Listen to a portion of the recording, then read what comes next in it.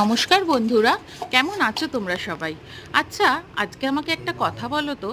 রবিবার দিন দুপুরবেলায় যদি গরম ধোয়া ওঠা ভাতের সাথে তেলযুক্ত লাল লাল খাসির মাংসের ঝোল পাওয়া যায় তাহলে কেমন লাগে? আমি জানি খুব ভালো লাগে।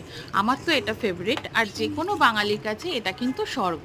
তো আজকে চলে এসেছি সেরকমই একটা সিম্পল খাসির মাংসের ঝোলের রেসিপি নিয়ে। তো আজকের দিনটা ছিল রবিবার, সকালেই উঠে সৌরভকে বললাম যে বাজার থেকে একটু মাটন নিয়ে এসে। তো ও যথারীতি নিয়ে এসেছে, নিয়ে ধুয়ে টুয়ে আমাকে হেল্পও করে দিয়েছে এবং ম্যারিনেটও করে দিয়েছে। আর আমি এদিকে রান্নার জোগাড় শুরু করে নিয়েছি। প্রথমেই আলু ভেজে তুলে রেখে তারপর মশলাগুলো একে একে কষিয়ে এই মাংসটা এখন দিয়ে দিলাম। এবার খাসির মাংস জানোই তোমরা, যতক্ষণ ধরে কষাবো তত কিন্তু এর স্বাদ বাড়বে। তো যথারীতি আমি খুব ধৈর্য নিয়ে এটা কষাতে থাকলাম। আর তোমরা কে কী খাসির মাংস পুরোই কষিয়ে রান্না করো আর কারা কারা প্রেশার কুকারে রান্না করো আমাকে কিন্তু জানাবে। আমি দুটোই পদ্ধতি করি, প্রথমে ভালো করে কড়াতে কষিয়ে নিই, তারপর প্রেশার কুকারে সিটি দিয়ে নিই 4 থেকে 6টা। আর দেখো, বলতে বলতে আমাদের কিন্তু খাসির মাংসের ঝোল একদম রেডি।